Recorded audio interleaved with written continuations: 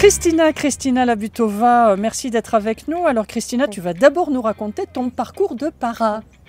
Donc bonjour, voilà, moi c'est Kristina, j'ai 24 ans et j'ai passé ma PAC il n'y a même pas 2 ans au Parachute Club d'Aix, donc à Aix-en-Provence. Et avant ma PAC, justement, j'ai fait de la soufflerie à la soufflerie d'Aix-en-Provence, à iFly. Et ça m'a donné envie de sauter en parachute. Donc j'ai fait d'abord en saut en tandem et ensuite j'ai passé ma PAC en août 2022. Alors c'est quoi la différence entre la porte du tunnel et la porte de l'avion?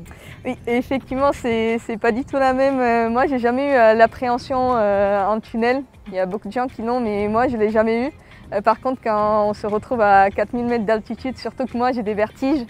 Effectivement, on n'a pas de vertige à 4000 mètres, mais quand même, il y a tout le stress. Et surtout, donc moi, je suis sortie en dernier de l'avion et quand on voit tous les autres sortir avant, ils se font aspirer dehors.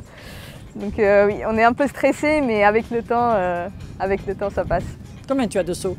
Là, je viens d'avoir 600 sauts, il n'y a pas si longtemps. Oui. Et alors, toujours cette envie d'être en freestyle? Oui, moi, justement, j'aime bien de faire quelque chose pour progresser.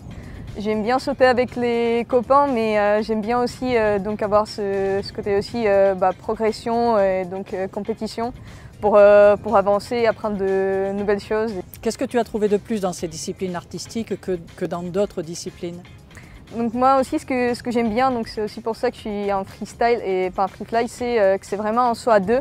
Donc on travaille à deux, on essaye de progresser à deux et on pourrait se dire en freestyle qu'il y a le performeur et la personne en vidéo, elle est juste là pour le filmer, mais c'est vraiment un travail à deux, une danse à deux et c'est ça moi que j'aime bien, ce travail en équipe à deux. Et aussi ça met un challenge si on sait qu'on doit présenter quelque chose au championnat par la suite.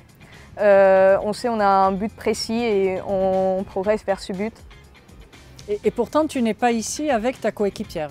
Non, je ne suis pas ici avec ma coéquipière parce qu'elle était pas disponible justement à ce moment-là.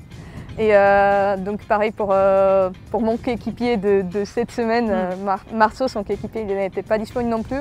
Mais vu que Marceau il est moniteur à la soufflerie où je vole beaucoup à iFly Aix-Marseille, donc on s'en est parlé, on avait tous les deux cette même envie de faire de la compétition. Donc on s'est dit on va venir ensemble, on va progresser ensemble et ensuite on va essayer de retranscrire tout ça avec nos coéquipiers.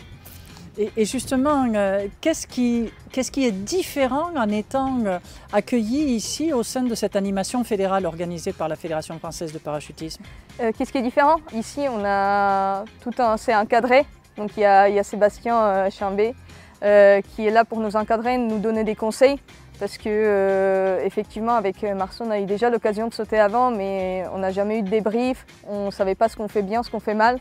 Et ici, donc, on voit déjà, là, on vient de faire 4 sauts, mais la progression à chaque fois entre chaque saut, elle est énorme. Et juste parce qu'il est là pour nous débriefer et nous donner des petits tips. Donc c'est très sympa. Qu'est-ce qu'il dit par exemple? Il râle, Sébastien? Non. Non, il râle pas. Il râle pas. Non, il donne vraiment des conseils pertinents.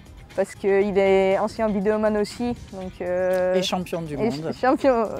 Qu'est-ce qu'il t'a dit par exemple à toi dans tes mouvements? Donc moi c'est surtout pour les sorties qu'il faut travailler. Parce que moi je sortais jamais de cette façon-là. Et en plus ici c'est un nouveau avion, donc c'est un dornier, donc ça avance plus vite. Donc j'ai pas l'habitude de faire des suites vidéo à partir du dornier. Et donc effectivement je poussais pas assez, j'étais très collée à mon coéquipier, donc on voyait qu'une petite partie de son corps. Donc effectivement il faudrait que je m'éloigne. Et pareil j'étais beaucoup trop devant, donc il m'a dit faut pousser tous les deux, lui comme moi, parce que c'est effectivement un travail à deux pour qu'on arrive au même niveau. Ça veut dire que sans ce stage, sans cette animation, c'est une progression qu'il t'aurait fallu mettre des années à faire?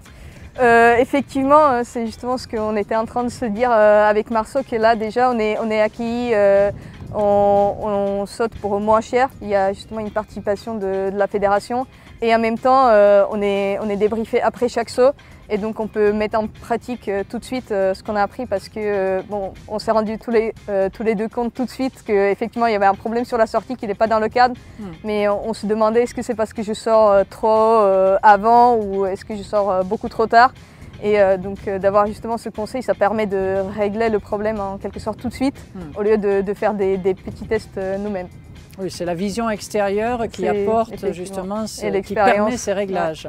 Ouais. Et tes objectifs alors sur les mois et les années à venir? Donc mes objectifs, donc déjà cette année je vais refaire donc, les championnats de France avec ma coéquipière. On les a déjà fait l'année dernière, donc l'année dernière on a fini vice-championne en N2, donc c'est le National 2, c'est un peu comme la Ligue 2 en foot. Donc de faire ça et ensuite peut-être passer en N1. Et soit en tant que leader, soit en tant que performeur, ça on verra bien. Comment tu inciterais d'autres jeunes justement à suivre ce parcours, à tenter une PAC, à aller plus loin? Qu'est-ce que tu pourrais leur dire? Moi déjà, effectivement, je vous invite à faire la PAC d'abord. Si vous êtes par exemple comme moi, vous avez commencé par la soufflerie. Donc déjà faites la PAC parce que c'est pas la même chose. Et ensuite, moi ce que j'ai fait l'année dernière, j'ai fait les détections à Maubeuge. Donc c'était une équipe constituée. Donc avec ma coéquipière, on avait déjà un peu cette idée dans la tête que ça pourrait être intéressant. Mais elle était que BI4, elle n'est même pas B4, toute jeune BI4. Et on s'est dit on va essayer et du coup on est monté à Maubeuge et c'est là où on a rencontré Seb et c'est là où on a pu progresser. Et c'est vraiment quelque chose qui est accessible parce que moi à l'époque j'avais 200 sauts peut-être. Et je connaissais même des gens qui avaient une centaine de sauts, donc vraiment ce genre de stage c'est accessible à tout le monde. Donc il faut oser quoi. Il faut oser. Allez, on y va.